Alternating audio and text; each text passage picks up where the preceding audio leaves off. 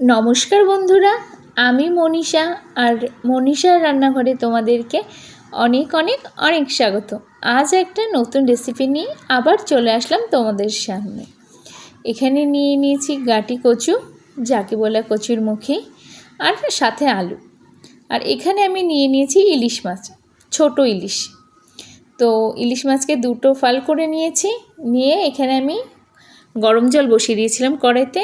একটু গাটি কচু বলো আর কচুর মুখী বলো, কচুর মুখীগুলোকে একটু সেদ্ধ করে নেব। 30% সেদ্ধ করে নেব, 30-40% সেদ্ধ করে নেব।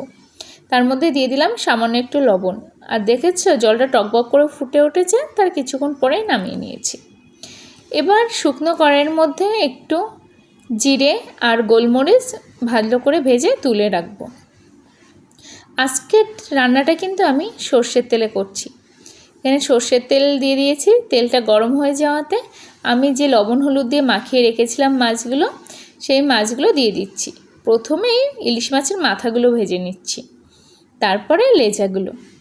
আর মাছটা এত দারুণ ছিল, দেখেছো কেমন তেল বেরিয়েছে, প্রচণ্ড তেল বেরিয়েছে। তারই মধ্যে দিয়ে দিলাম জিরে ফোড়ন।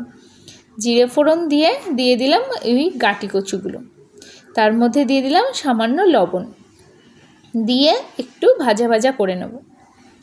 আর ইলিশ মাছের তেল আমি কিন্তু এতটা তেল দিইনি, তার মধ্যে আবার মাছও ভেজেছি। তাহলে কতটা ইলিশ মাছের তেল বেরিয়েছে বুঝতে পারছো। মাছটা কিন্তু দারুণ টেস্টও ছিল। আর তারই মধ্যে দিয়ে দিলাম কয়েকটা কাঁচা লঙ্কা আর হলুদ। হলুদটা দিয়ে বেশিক্ষণ ভাজবো না, 2 মিনিট মতন ভাজবো, তারপরে জল দিয়ে দেবো। বেশিক্ষণ যদি হলুদ দিয়ে ভাজা হয় তাহলে কিন্তু কালারটা কালচে কালার এসে যায় ঝোলের। তার মধ্যে দিয়ে দিলাম জল, 2 গ্লাস মতন জল দিয়ে দিয়েছি। জল দিয়ে ফোটার অপেক্ষায় থাকবো। ফুটে গেছে আর ভালোভাবে আলুগুলো আর কচুর মুখীগুলো সেদ্ধও হয়ে গেছে। মাছের মাথাগুলো একটু আগে থেকে দিয়েছি, দিয়ে ঢাকা দিয়ে দিয়েছিলাম। তারপরে মাছের লেজাগুলো দিয়ে দিয়েছিলাম।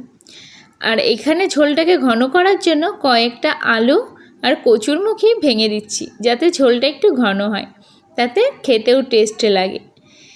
আর যদি একেবারে টেলটেলে পাতলা হয় তাহলে একটু দেখতেও কেমন লাগে না।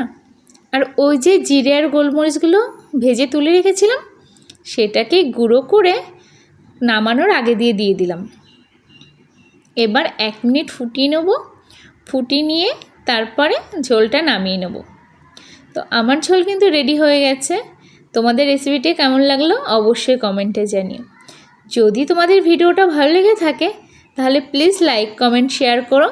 আর যারা এখনও সাবস্ক্রাইব করোনি প্লিজ সাবস্ক্রাইব করে দিও, যাতে পরবর্তী ভিডিও তোমাদের সামনে নোটিফিকেশানটা চলে যায়। তো আজকের মতন টাটা সবাইকে।